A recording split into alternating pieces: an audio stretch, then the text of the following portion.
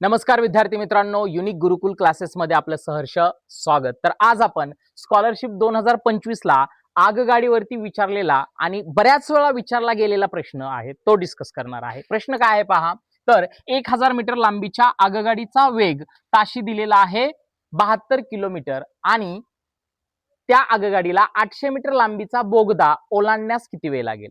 तर अशा पद्धतीचं उदाहरण असेल तर काय करायचं बघा, सर्वप्रथम तुम्हाला एकूण लांबी काढून घ्यायची।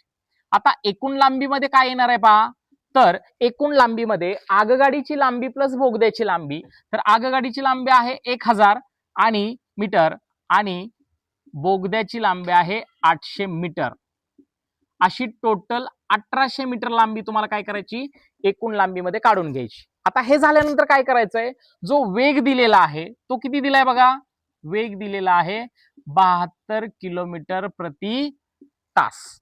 तर सिंपल फॉर्म्युला आणि एक शॉर्ट ट्रिक सांगतो, लक्ष द्या। याच्यामध्ये जर तुम्हाला आता विचारलेला आहे किती वेळ लागेल, जर वेळ काढायचा असेल तुम्हाला सेकंदामध्ये, बघा मी परत एकदा सांगतोय, वेळ जर सेकंदामध्ये काढायचा असेल तर एक फॉर्म्युला फक्त लक्षात ठेवा, शॉर्ट ट्रिक्स आहे ही।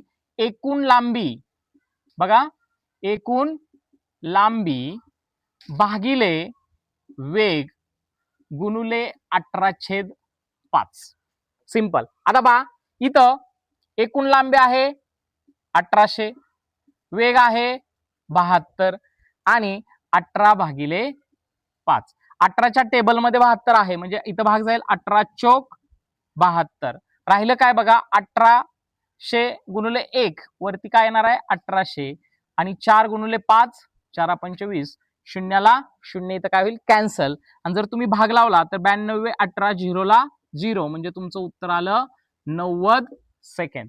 आता तुमचं उत्तर 90 सेकंदामध्ये काढलेलं आहे आणि आपल्याला ऑप्शन 2 आहेत। पहिला ऑप्शन क्रमांक आपला हाही बरोबर येणार आहे कारण 90 सेकंदामध्ये आहे, आणि इथं जर नीट पाहिलं तर 1.5 मिनिट आहे, 1 मिनिट आणि अर्धा मिनिट असं 1.5 मिनिट, 1.5 मिनिट म्हणजे देखील किती सेकंद, 90 सेकंद, म्हणजे आपले 2 ऑप्शन्स येतील इथं आणि पर्यायामध्ये 2 ऑप्शन सिलेक्ट करायचे आहेत।